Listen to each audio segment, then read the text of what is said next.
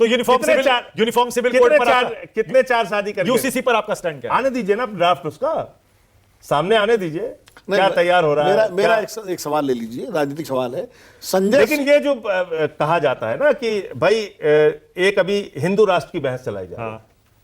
आप सोचिए कि इनके ही साथ जो नेता है उस समय उनके क्या बयान थे रामविलास पासवान जी के, वो मैं लेके आया हूं, आप कहेंगे तो मैं पढ़ दूंगा कि अगर ये परंपरा चल गई, कल को कोई कहेगा हमें सिख राष्ट्र चाहिए, कोई कहेगा हमें तमिल राष्ट्र चाहिए, कोई कहेगा तेलंगाना राष्ट्र चाहिए, कोई कहेगा नागा राष्ट्र चाहिए।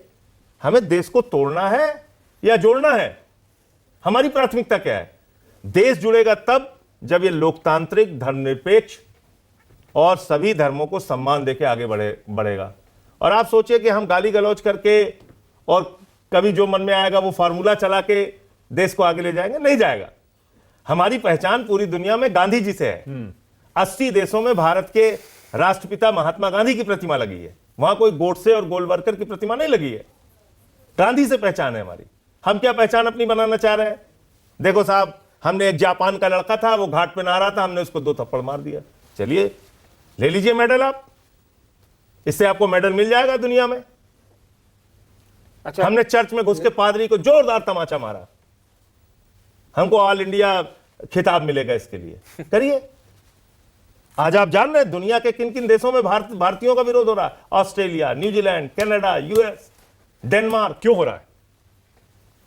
आप इसके बारे में सोचिए कि हमारी छवि भारत की पूरे दुनिया भर में क्या बन रही है इन कारणों से। इसी का जो सांसद ऑपरेशन सिंदूर के बाद गए थे मानक जी, उनसे व्यक्तिगत मुलाकात करके पूछिएगा। मुझसे तो बताया कि जब हम कहीं विदेश में जाते थे, किसी के सामने अपनी बात रखते थे, वो कहते थे बाकी बातें छोड़ो, तुम्हारे अपने देश में क्या हो रहा है उसके बारे में जवाब दो। सांसदों से पूछा गया। पूछ लीजिएगा अगर मैं झूठ बोल रहा हूं। मतलब अल्पसंख्यकों को सताया जा रहा है। पूछ लीजिएगा अगर मैं झूठ बोल रहा हूं तो। माइनॉरिटीज को सताया जा रहा है। आपके देश में माइनॉरिटीज के साथ आप क्या कह रहे हैं, पहले इस पे जवाब दीजिए। पूछते थे उनसे। आप बड़ी बात कह रहे हैं संजय जी। आप कह रहे हैं कि हिंदुस्तान में जो हो रहा है मैं इसी की वजह से दुनिया भर में हिंदुस्तानियों को ये प्रताड़ना झेलनी पड़ रही है। सांसद होने के नाते अपने सांसद मित्रों की पीड़ा बता रहा हूं जो उन्होंने बाहर जाके झेली और बर्दाश्त की संजय जी, और अपने कार्यक्रम में बुला लीजिए। संजय जी, आपके किसी भी सांसद मित्र ने ये बात ऑफ द रिकॉर्ड भी कभी किसी मीडिया से बात नहीं की, जो बात आप कर रहे हैं? आपको नहीं की होगी तो मैं मिलवा दूंगा आपको। नहीं, निश्चित तौर पे, क्योंकि अगर ये इतना गंभीर मामला, और अभी मैं भी बाहर से होकर आ रहा हूं, यूरोप घूम के आ रहा हूं, मुझे कम से कम भारत को लेकर इस तरीके की छवि कहीं दिखाई नहीं पड़ी। मैं आपको मिलवा दूंगा। बात हो रही है, ये हमारी आपकी इस कार्यक्रम में बात तय हो गई कि मैं उन सांसदों से मिलवाऊंगा जिनसे ये सवाल पूछे, क्योंकि ये बहुत गंभीर आरोप है। मैं आपको ऑफ द रिकॉर्ड, हो सकता है कैमरे पे आके नहीं बोलेंगे वो, लेकिन मैं आपको, आपने कहा ना ऑफ द रिकॉर्ड भी आपको नहीं बोला कभी किसी ने कोई बात। मैं आपसे इस चैनल के कार्यक्रम में वादा कर रहा हूं कि आपको ऑफ द रिकॉर्ड मैं उन सांसदों से मुलाकात करके कहलवा दूंगा। मैं आपको सुप्रिया सुले जी की बात कर रहा हूं, मैं शशि थरूर जी की बात कर रहा हूं, मैं नाम लेके बात कर रहा हूं, इन सबके साथ में बैठा हूं, सब तारीफ कर रहे थे। किसी का नाम नहीं ले रहा हूं, मैं आपको सिर्फ ये कह रहा हूं कि मैं उन सांसदों से ऑफ द रिकॉर्ड आपकी मुलाकात करा दूंगा। संजय सिंह छाती ठोककर संसद के भीतर जो सबसे निडर, निर्भीक, साहसी है और सबसे बुलंद आवाज विपक्ष की, मैं व्यक्तिगत तौर पर मानता हूं। मुझे लगता है इस पैनल में कोई भी इससे ना इत्तेफाकी नहीं रखेगा। वो भी यहां पर ऑफ द रिकॉर्ड बता रहे हैं कि सांसद इस तरीके की बात कर रहे थे। क्यों खुलकर नाम लेकर बात नहीं कर सकते? उनकी प्रतिष्ठा है भाई, वो देश के लिए गए थे बाहर। अगर देश की प्रतिष्ठा खराब हो, देश के लिए क्यों नहीं बोलना चाहिए? वो देश के लिए गए थे ना, देखिए बाहर देश के लिए गए थे। वो टीम इंडिया बन के गए थे, वो टीम इंडिया बन के गए थे, उसमें हमारे सांसद भी गए थे। संजय जी एक सवाल मेरा आप ले लीजिए। बहुत सुने सतीश जी, आपकी इजाजत से। अरे क्या बात है। संजय सिंह और आम आदमी पार्टी, संजय सिंह जो जो मुद्दे उठाते हैं संसद में या संसद के बाहर, आम आदमी पार्टी उनके साथ क्यों नहीं आती? जैसे वोट चोरी का मुद्दा आप जितनी प्रखरता से उठा रहे हैं, आपकी पार्टी से कोई नहीं बोलता। राहुल गांधी, आप जिस तरह जी राम जी वाले मुद्दे पर आपने बोला और उस पर बोला, आपकी पार्टी बिल्कुल से दूर खड़ी हुई है। तो ये क्या मतलब, संजय सिंह अलग है, आम आदमी पार्टी अलग है?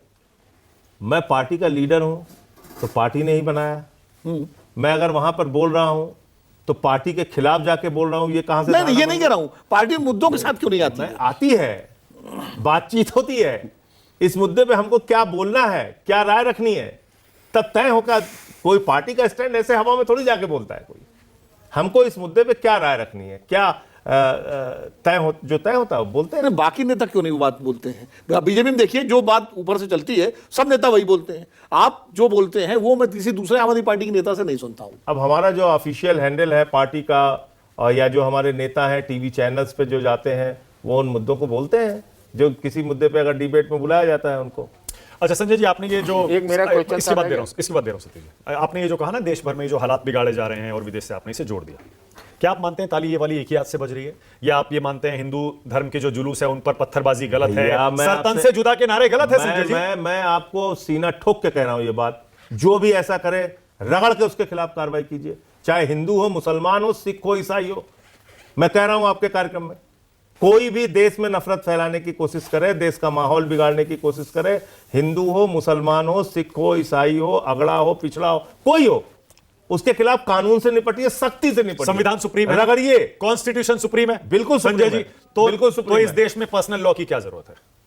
अरे एक भाई, धर्म के लिए या एक दो धर्म वही संविधान तो पर्सनल लॉ की क्या जरूरत? वही संविधान आपको गारंटी दे रहा है ना, धार्मिक सुरक्षा की गारंटी वही संविधान ही तो दे रहा है, तो इसलिए पर्सनल लॉ लेकिन है। सुप्रीम कोर्ट का ऑर्डर भी तो है।